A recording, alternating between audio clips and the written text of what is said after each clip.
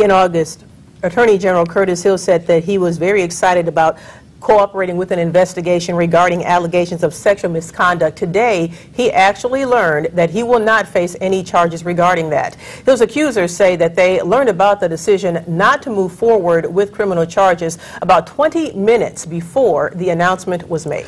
Well, then in a press conference following the special prosecutors, they say they're taking the first steps toward filing a civil lawsuit. WANE 15's Angelica Robinson spoke with both the prosecutor and the victims and has tonight's top story.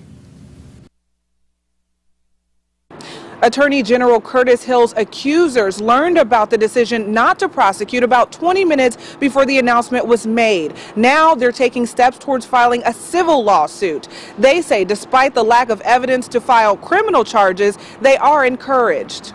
4 women, different backgrounds, different party affiliations, and different stories. What they all have in common: an encounter with Attorney General Curtis Hill on the night of March 15th.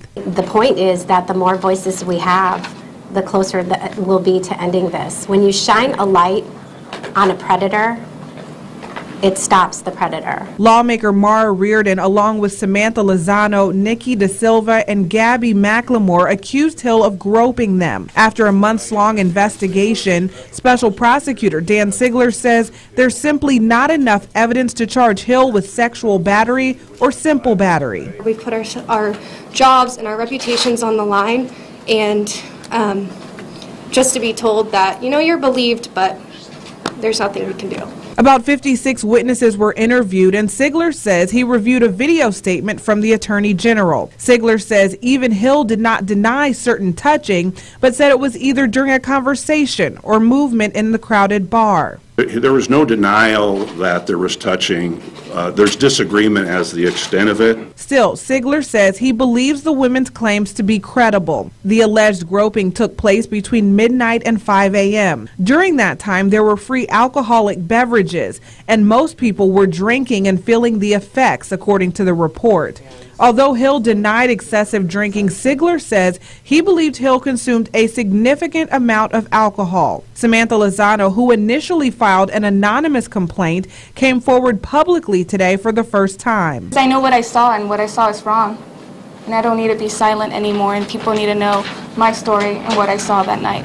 Hill maintains his innocence. In a statement today, his lawyers thanked Sigler for a thorough investigation and said they never doubted Hill would be cleared of any alleged crimes. His accusers say they plan to move forward with filing a civil lawsuit against the Attorney General, his office, and the state. They say they were discriminated and retaliated against in the workplace following the claims of sexual harassment. This is a message to other women that they can stand up for themselves too, and what we're trying to do is create a process that says here are the steps that you can take to ensure that this doesn't happen.